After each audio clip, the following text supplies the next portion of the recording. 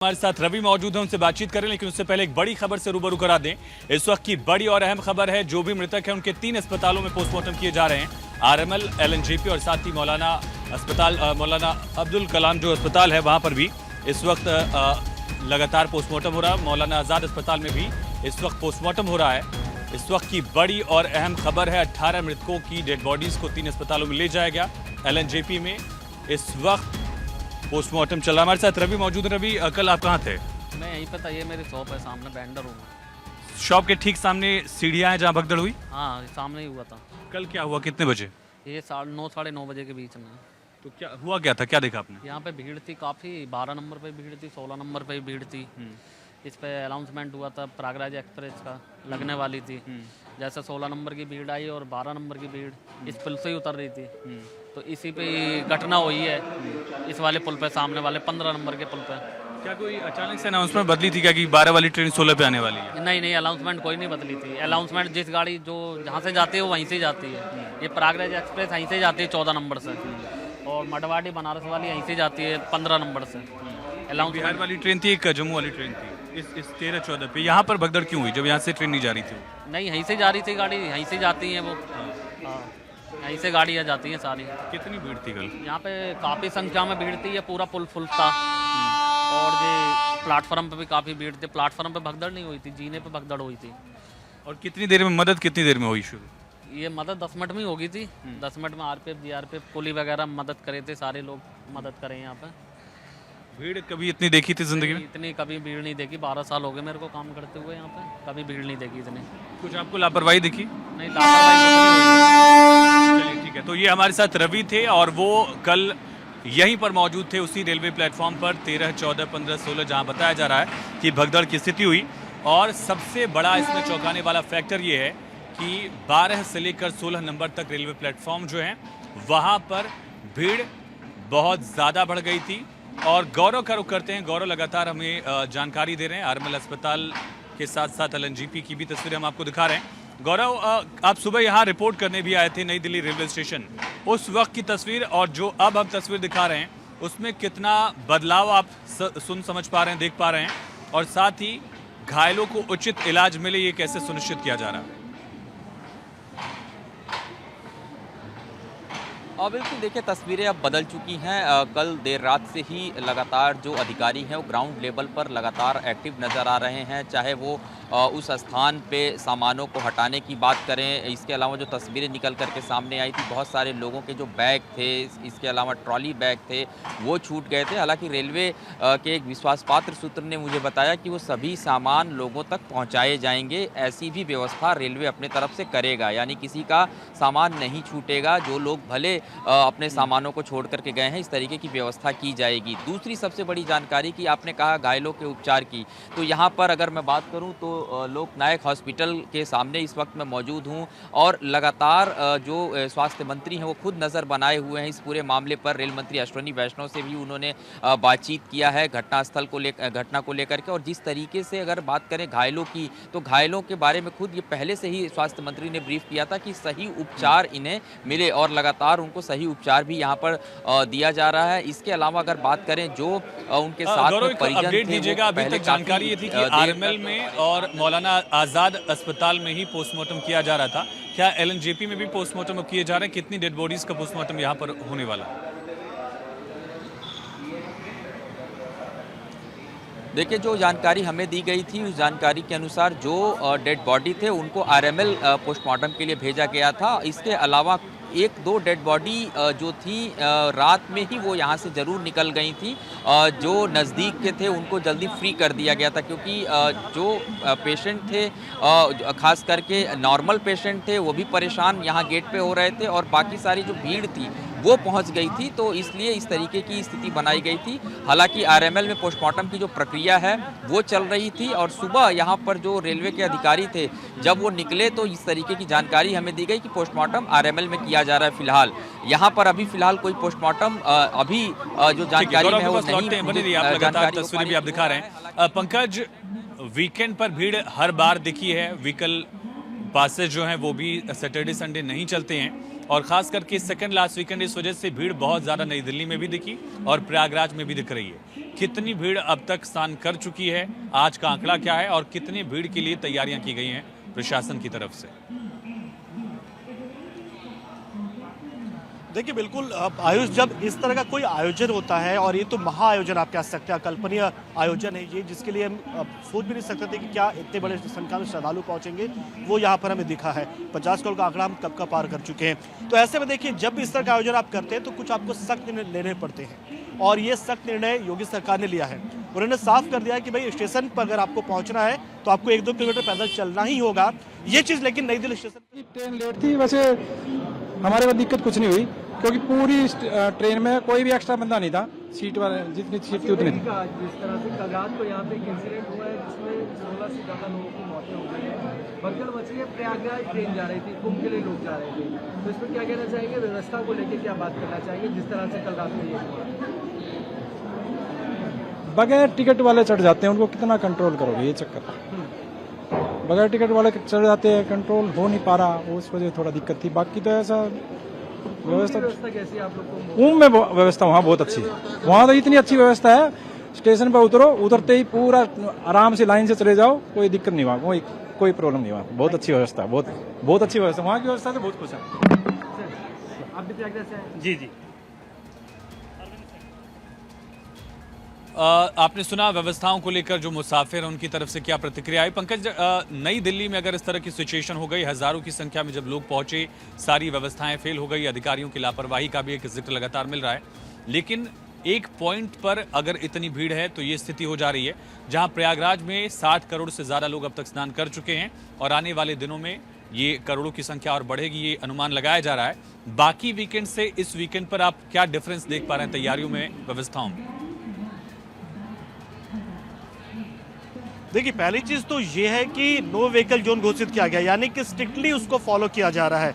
यानी सिर्फ पास लगे प्रशासनिक वहाँ नहीं जा पाएंगे, यहाँ तक कि हम मीडिया की गाड़ियों को भी कई जगह रोका जा रहा है और कहा जा रहा है कि आप इमरजेंसी सेवाओं में नहीं आते हैं, लिहाजा आपको भी हमें हमारा सहयोग करना पड़ेगा। तो ये चीज़ तो नो व्हीकल जोन। दूसरी चीज़ ये है कि प्रयागराज के आसपास के बहुत सारे स्टेशन जो है, शिवकी, नैनी, रामबाग, पापा मऊ, झूसी, इन सब का इस्तेमाल किया जा रहा है। देखिए, नई दिल्ली स्टेशन में आप देखें तो देखिए जो पारंपरिक हमारे वहाँ स्टेशन यानी कि जो बस पॉपुलर स्टेशन से उनका इस्तेमाल सिर्फ हो पा रहा है। अगर ऐसे में जैसे कि बहुत सारे स्टेशन हैं कि शिवाजी ब्रिज हो जाए, साहिबाबाद हो जाए, इनका इस्तेमाल भी किया जा सकता था, जिसका इस्तेमाल यहाँ पर उत्तर मध्य रेलवे ने बखूबी किया है कि प्रयागराज के आसपास के सभी स्टेशन का पूरा इस्तेमाल हो रहा है। और आप जब वहाँ से निकलते हैं स्टेशन से तो आपके टिकट पर एक कलर कोड लगा दिया जाता है, यानी कि आप जहाँ से निकले हैं उसी कलर कोड वाले टिकट के साथ आप उसी कलर कोड वाले स्टेशन पर जाएंगे। ये सबसे खास बात यहाँ पर उत्तर मध्य रेलवे ने की है।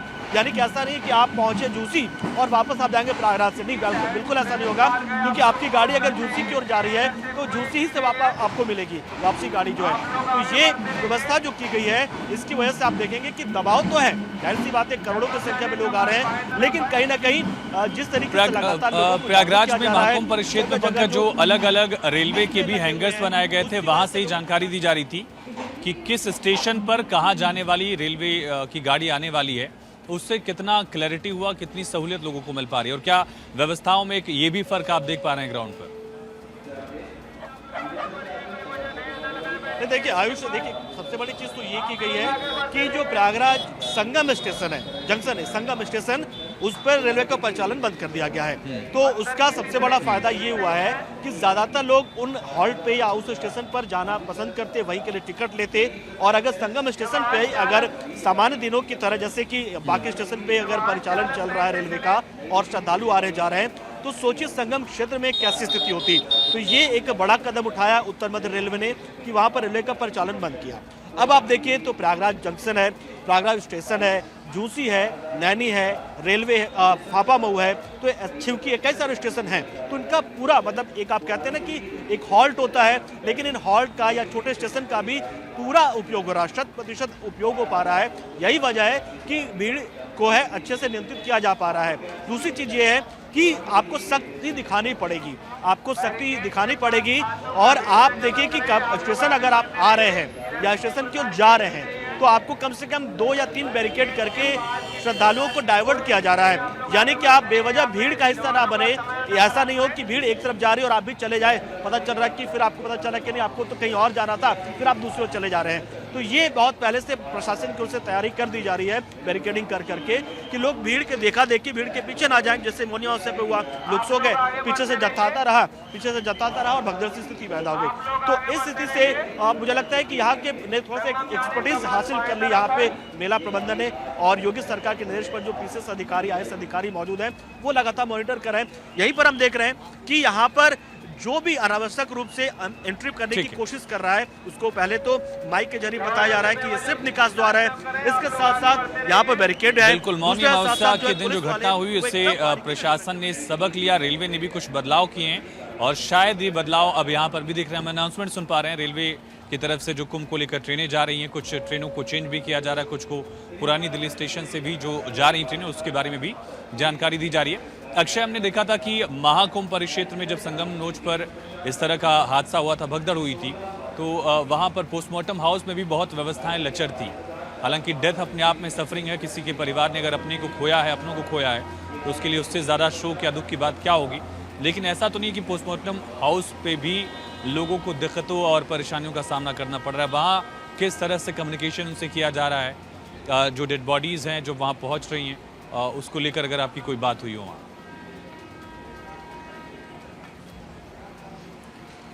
देखिए, कोशिश ये की जा रही है कि जल्द से जल्द पोस्टमार्टम जो प्रक्रिया है वो निपटाई जा सके, और इसके लिए यही RML अस्पताल और साथ ही साथ मौलाना आज़ाद जो मेडिकल कॉलेज है उसके अस्पताल में पोस्टमार्टम की प्रक्रिया शुरू हो चुकी है, क्योंकि प्रशासन चाहता है कि जल्द से जल्द पोस्टमार्टम प्रक्रिया को निपटाया जा सके ताकि लोगों को ज़्यादा परेशानी का सामना ना करना पड़े। लेकिन कागजात क्योंकि बहुत लोगों के पास नहीं है तो उसके कारण थोड़ी सी डिले ज़रूर हो रही है।